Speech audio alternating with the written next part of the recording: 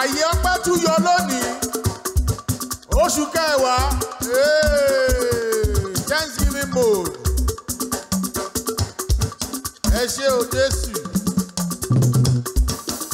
Ẹ ṣé o Jésù. Thanksgiving Sunday in the month of October. Lord, we are grateful. Ẹ̀mí mímọ́, ẹ̀mí inú àwọn wòlíì, ẹ ṣé gan. You've been keeping us. You have been keeping us. You have been keeping us. Olúwa ẹ ṣé o. Ayan. January, February, March, April, May, June, July, August, September, October. Lord, we are grateful. We are grateful. On behalf of Nigeria, we are still grateful. Bẹ́ẹ̀ni, we are grateful. Olúwàjọ kàn síjú àánú wò wá Nàìjíríà. On behalf of Nigeria, we are very grateful. Ẹ ṣé àyè ọpẹ́ tún yọ lónìí. Ẹ̀yin Olúwa lógo.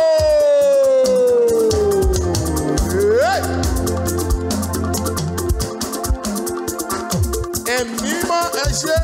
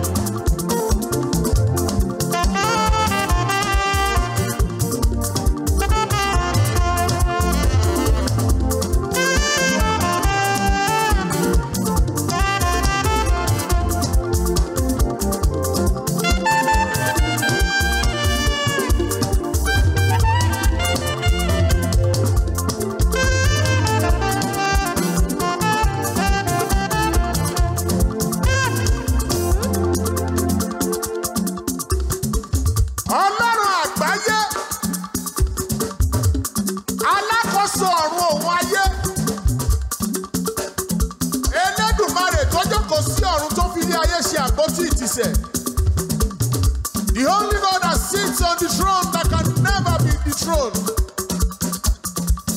They can easily dethrone the kings of this world. Ọba tá ò lè rọ̀ lóyè ni. Àìmọye àwọn ọba tó ti rọ̀ lóyè láyé yìí. But the only God that can never be dethroned is the one that sits there. And that is why we call him Arúgbó ọjọ́, Arígbó ìgbàanì. A lè wí lè ṣe. Tọ́ba ayé ìbálòun bá fẹ́ ṣe nǹkan, Ọlọ́run lè gbàgbà láyè kó ṣe. Ṣùgbọ́n Ọlọ́run tá à ń sọ nípa rẹ̀ yìí, a lè wí lè ṣe. A lè ṣe lè wí. Tó bá ti wí, ó máa ṣe. Tó bá ti ṣe, ó ti wí nìyẹn. Lord, we reference you. AlujoHymn fusion with Segun Oluwayomi. Thanksgiving mode. Month of October. Bẹ́ẹ̀ni, like I said, a gbàdúrà fún Nàìjíríà. Ọlọ́run rìn láàrin Nàìjíríà. Kò ní sógun lórúkọ Jésù. Olúwa rìn láàrin Nàìjíríà bá ṣe ń yìn ẹ́ yìí. Lord, walk through Nigeria, this great nation called Nigeria. We are grateful on behalf of Nigeria. Thanksgiving mode. Thank you. You are God, you are not a man. Thank you for what you have been doing, what you are set to do today, what you will continue to do today. Thank you. We give you all the glory. We give you all the honor. We give you all adoration for who you are. Thank you. Thank you. Thank you. Thank you.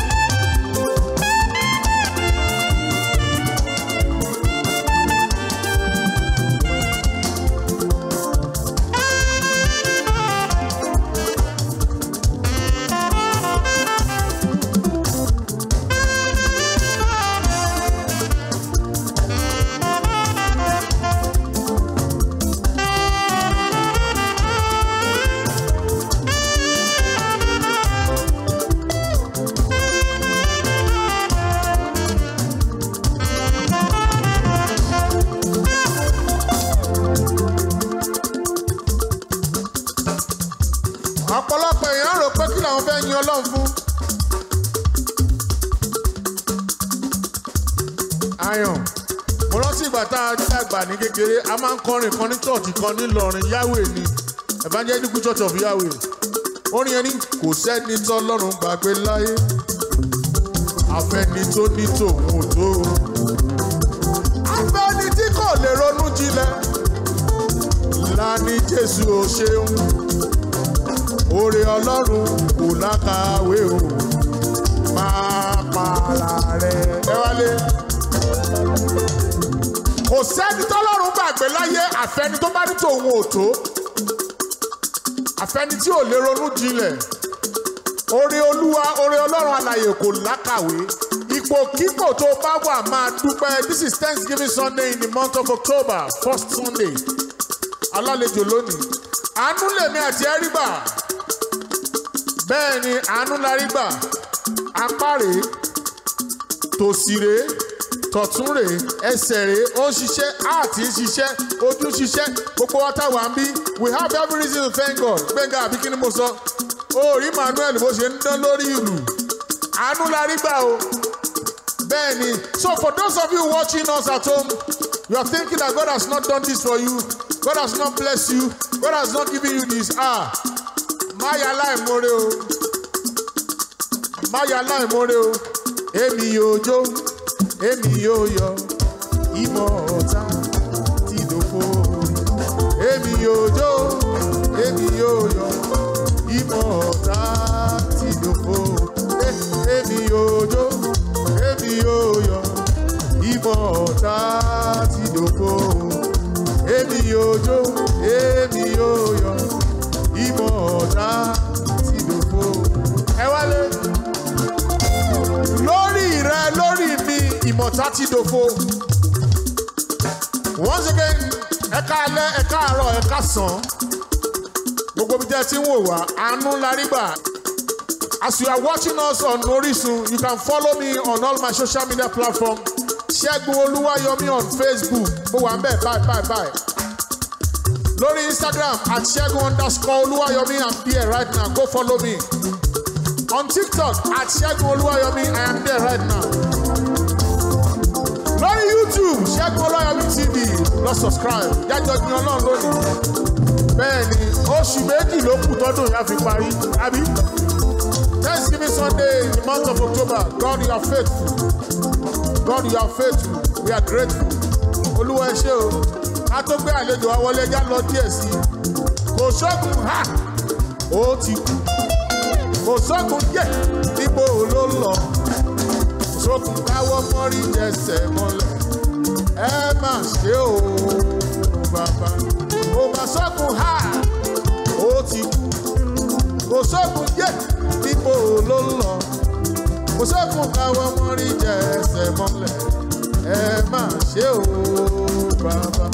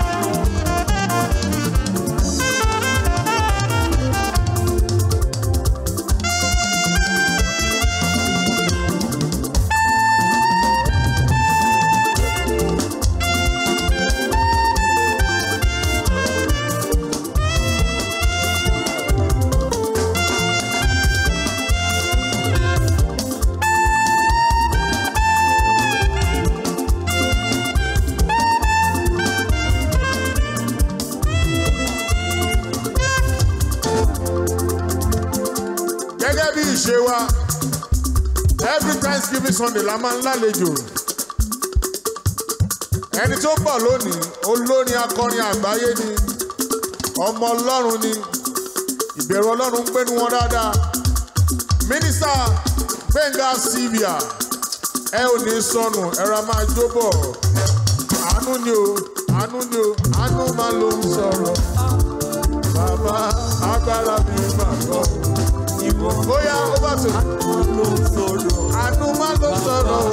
Agbára mi máa bọ̀. Àánú máa ló sọ̀rọ̀. Àánú ni o. Agbára mi máa bọ̀. Síyà máa bá mi bọ̀. Àánú máa ló sọ̀rọ̀. Bàbá agbára mi máa bọ̀. Ìwọ ni ó rọ̀ mí lọ́wọ́ ìlọ́wọ́ tó. Agbára mi máa bọ̀. Ìwọ ni àánú máa ló sọ̀rọ̀. Bàbá agbára mi máa bọ̀. Torí wọ́n ní mo rọ́wọ́ rẹ láyé mi. Orí o, orí o, orí.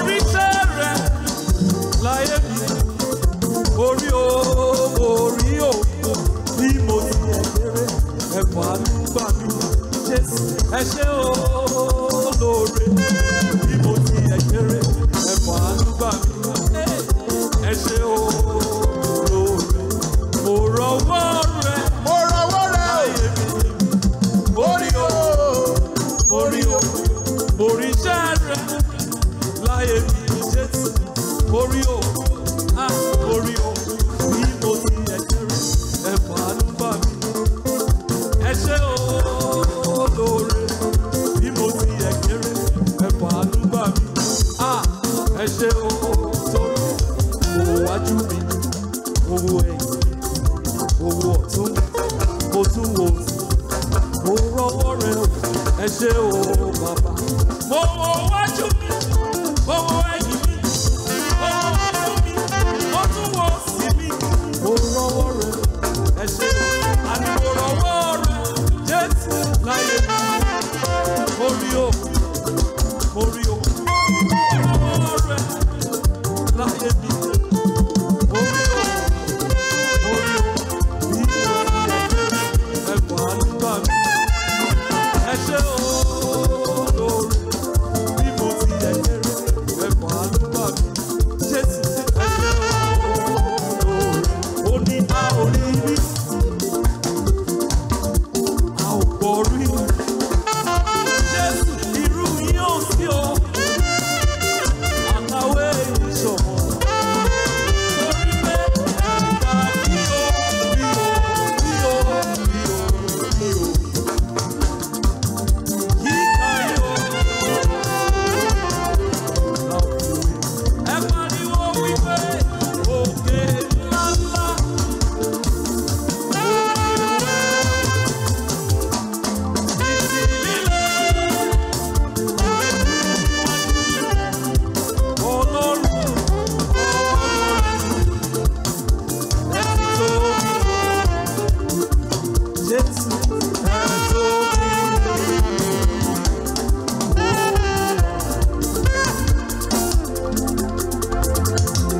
Sórí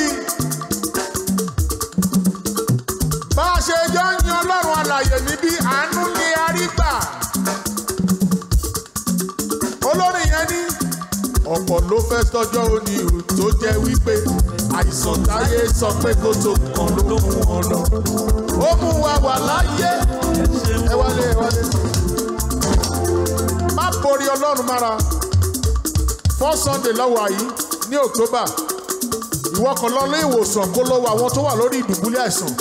Òkè ilé ìwòsàn ti ẹ̀jìdòjì lọ sí burial ground. Ibẹ̀ máa dákẹ́ rọ́rọ́rọ́rọ́ ni. Nítorí pé àwọn òkú ló wà ńbẹ̀, alààyè ló wà níbí. Alààyè ni ó máa yìn ọ́ o bàbá. Alààyè ni ó máa yìn ọ́ o bàbá. Òkú tó ti kú ó lè yìn ọ́. Alààyè ni ó máa yìn ọ́ bàbá. Òkú tó ti kú ó lè yìn ọ́. Alààyè ni ó máa yìn ọ́. Síbi àgbà lẹ́nu mi. Alààyè ni ó máa yìn ọ́ o bàbá. Alààyè ni ó máa yìn ọ́ o. Òkú tó ti kú ó lè yìn ọ́. Alààyè ni ó máa yìn ọ́ bàbá. Òkú tó ti kú ó lè yìn ọ́. Alààyè ni ó máa yìn ọ́. Ó ní kọ́ ìbá ṣe tó Olúwa tó ti wà ní ìwà lóye àwa máa ń yọ nígbà tẹ́tù gbogbo ilé ọpẹ́ ní fọ́lùwà ọba wa olóore àṣekà kábíyèsí kábíyèsí lẹ àpọ̀pẹ́ fún jíọ́bà gbà wá lọ́wọ́ ọ̀tá àdúgbò Olúwa ọba kò wá mọ́lẹ̀ pẹ̀lú agbára ọpẹ́ ní fọ́lùwà tí kò jẹ́ kí èṣù borí ọpẹ́ ní fọ́lùwà ọba wa olóore àṣekà kábíyèsí kábíyèsí lẹ àpọ̀pẹ́ fún jíọ́bà kò bá wá lọ́wọ́ ọ̀tá àdúgbò Olúwa.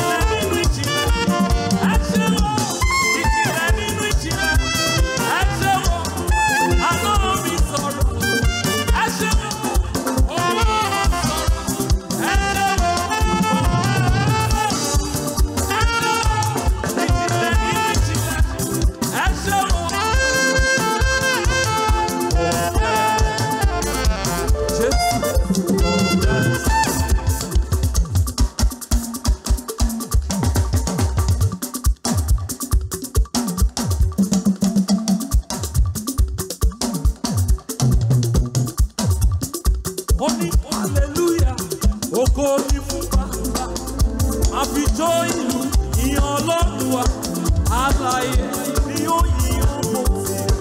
Hallelujah, ògo. Pariwo, hallelujah, ògo ni Baba. Àmì tó yìn ní Ọlọ́run wa. Alààyè ni ó yìn ọmọ tí. Hallelujah, ògo ni Baba.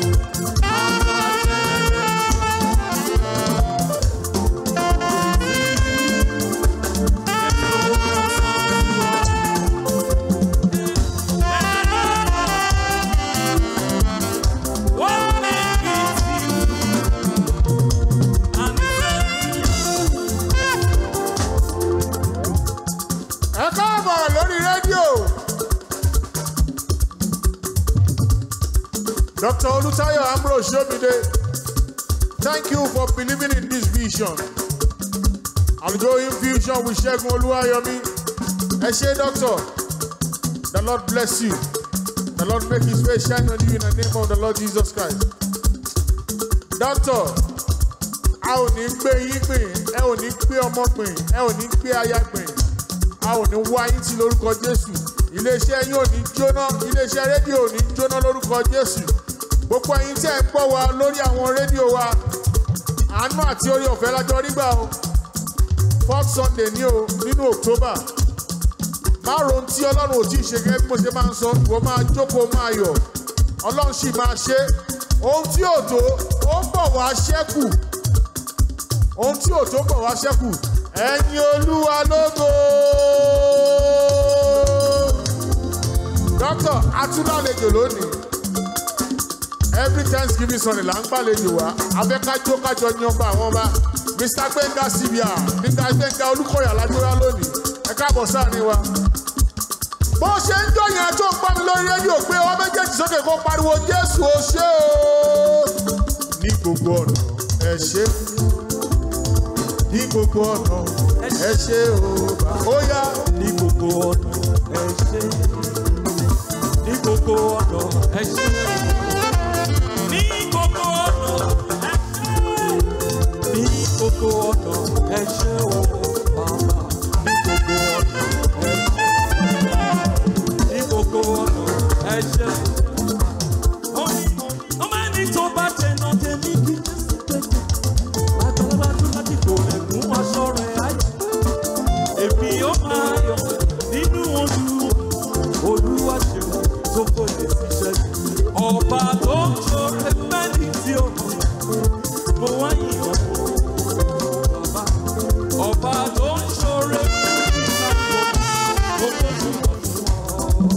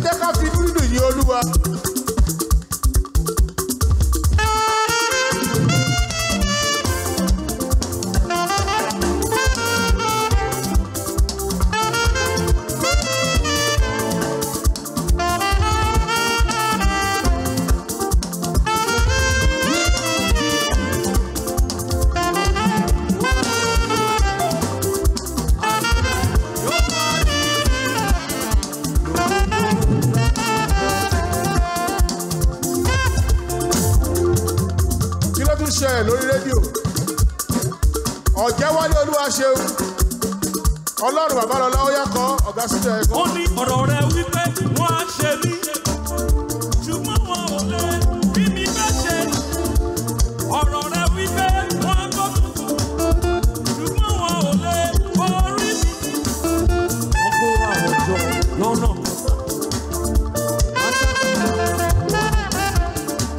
Wọ́n kígbe mọ́ mi lọ́nà kọsà. Wọ́n tó jìbìtì lọ́nà kọsà. Torí mo ní ọmọ tí ó bá lábíyàwó tó ń tó pariwo pé Ọlọ́run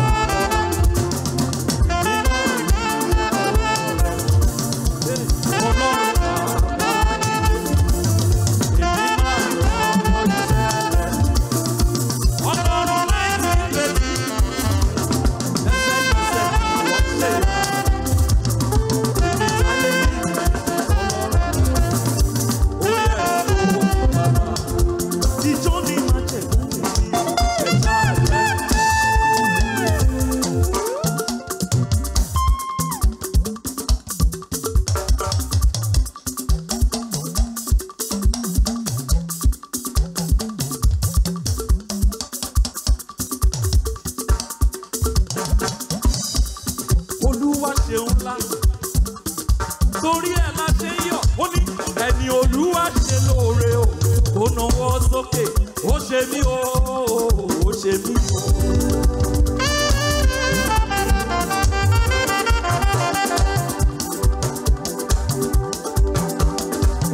Ẹni Olúwa ṣe lóore o, láti January, ó ṣe mí o, ó ṣe mí o. Mo dúpẹ́ lọ́wọ́ Jésù olùgbàlà, hallelujah mo wá dúpẹ́. Ènìyàn ló kọ́lé alájà mẹ́fà tó jáde láyé. Mo dúpẹ́ lọ́wọ́ Jésù olùgbàlà.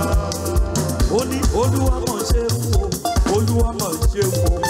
Àóyè Olúwa mọ̀ ṣe wò.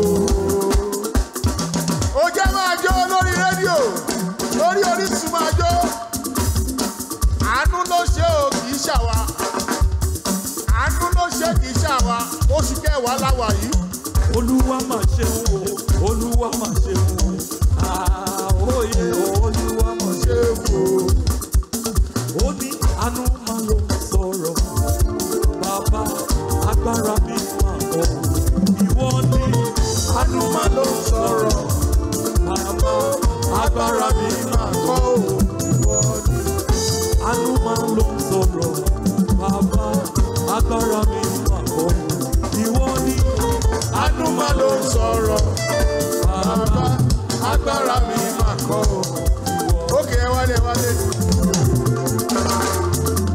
sórí gbogbo ọ̀nà ló ní láti fi dúpẹ́ lónìí. Yorùbá ní tó o bá ronú jinlẹ̀ wá mọ̀ pẹ́ dá.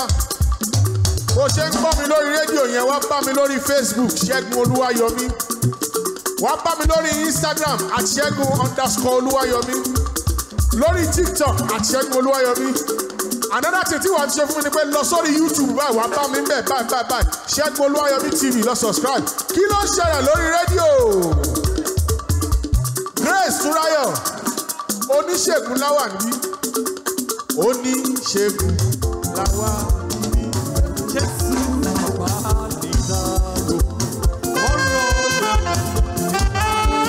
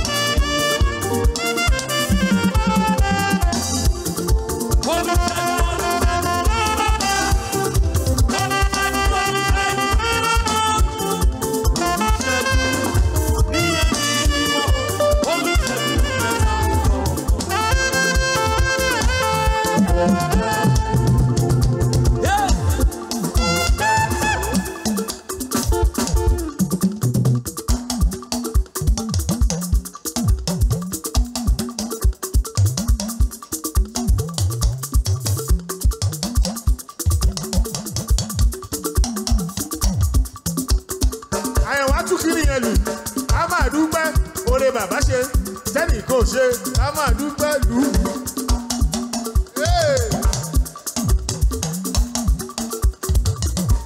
Ọlọ́run ló ṣe kì í ṣe èèyàn. Mo ní èmi yóò dúpẹ́.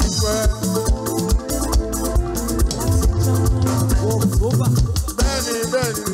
Èmi yóò dúpẹ́. Oore t'Olùgbàlà ṣe fún mi kò sẹ́dá tó lè ṣe. Èmi yóò dúpẹ́.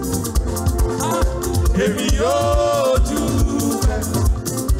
Èmi yóò dúpẹ́. Oore t'Olùgbàlà ṣe fún mi kò sẹ́dá tó lè ṣe. Èmi yóò.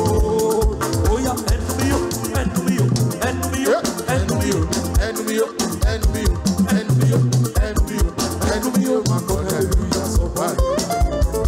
Ẹnu mi yóò máa kọ́ hallelujah sọ báyìí ráyé.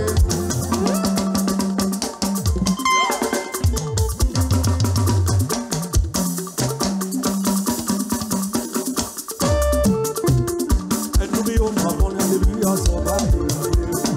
Ẹnu mi yóò máa kọ́ hallelujah sọ báyìí ráyé. Ẹ wálé. Kí ló ṣe lórí rédíò? Solomon Sulex. Títí láíláí lọ́pẹ́ mi lọ́dọ̀ rẹ̀. Títí láíláí lọ́pẹ́ mi lọ́dọ̀ rẹ̀.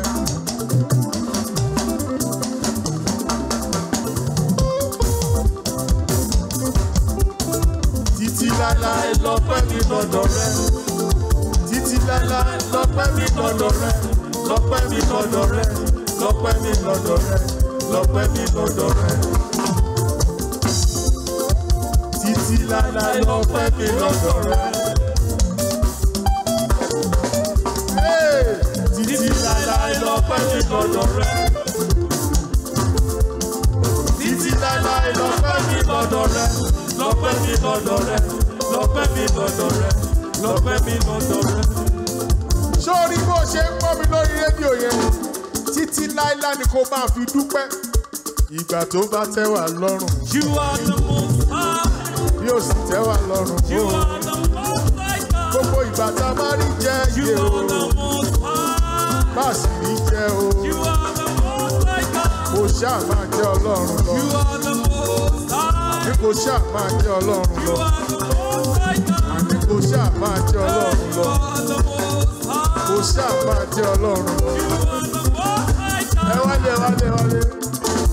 Lórí rédíò gbogbo àyè ló gbà ẹ́ láti jó. Olórin yẹn ní èmi yóò yìnyín o bàbá.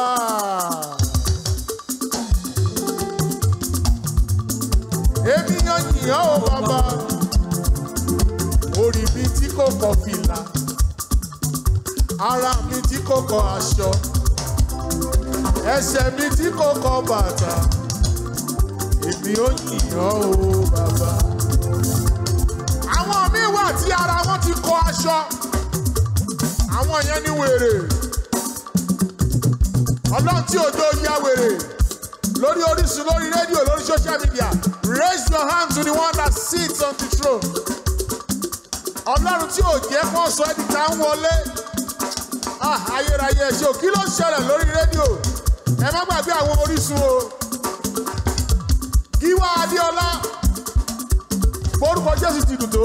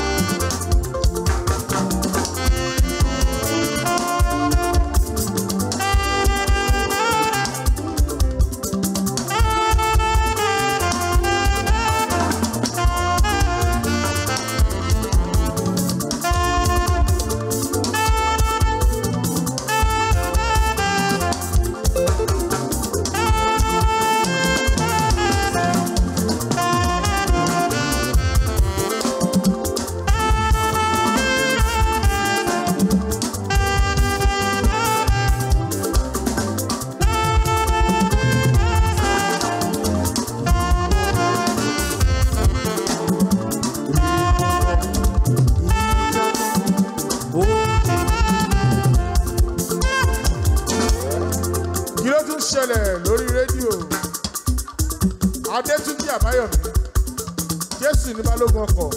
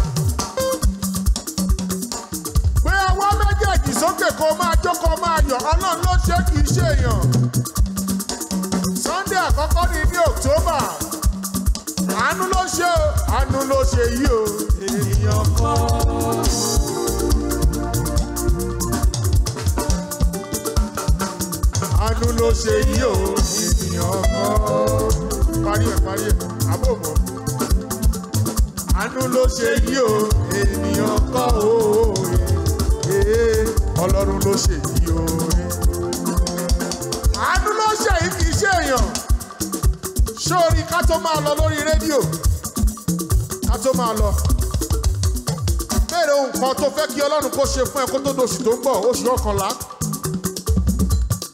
kó tó di November béèrè nǹkan kan tí wàá wá dúpẹ́ fún nítorí pé Ọlọ́run là ń sìn là ń yìn níbí kó tó di oṣù kọkànlá máa béèrè báyìí máa béèrè Olúwa ṣàánú mi o ó mọ nǹkan tí mo fẹ́ o Olúwa ṣàánú mi o ayérayé nínú ọ̀run ẹ̀mí mímọ́ ẹ̀mí inú àwọn wòlíì bí àwọn èèyàn òyìn ṣe ń béèrè àti ń sìn ẹ́ àti ń yìn ẹ́ Olúwa dá wọn lóhùn Olúwa dá wọn lóhùn Olúwa dá wa lóhùn Olúwa dá wa lóhùn kó tó di ọ̀sẹ̀ tó bọ̀ Olúwa dá wa lóhùn Olúwa dá wa lóhùn Ọlọ́run ọ̀rọ̀ tó fi ọ̀rọ̀ dá ilé ayé atófaratì bí òkè ẹni mímọ́ Ísírẹ́lì dá wa lóhùn Olúwa ṣàánú Olúwa ṣàánú atófaratì bí òkè ṣàánú Ọlọ́run tó ń jẹ́ ju orí àti egbò lọ ṣàánú Olúwa ṣàánú o.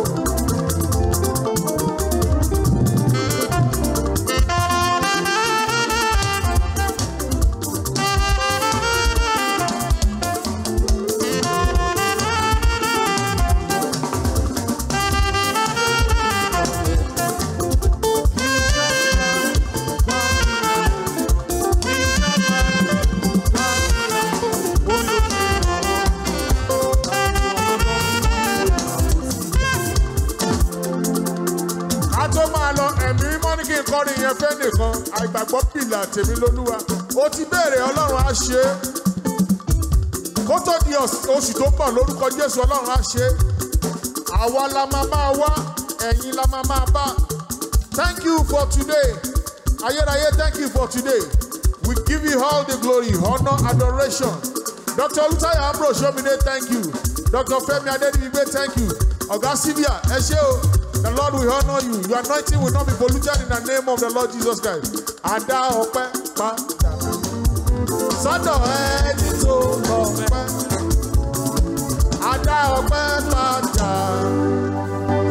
Sọ́dọ̀ ẹni tó lọ́pẹ́. Ada ọpẹ́ padà. Sọ́dọ̀ ẹni tó lọ́pẹ́. Àwa wá dá ọpẹ́ padà sọ́dọ̀ ẹni tó lọ́pẹ́. See you next week by God's grace. Ẹ ṣé o, ó dàbọ̀.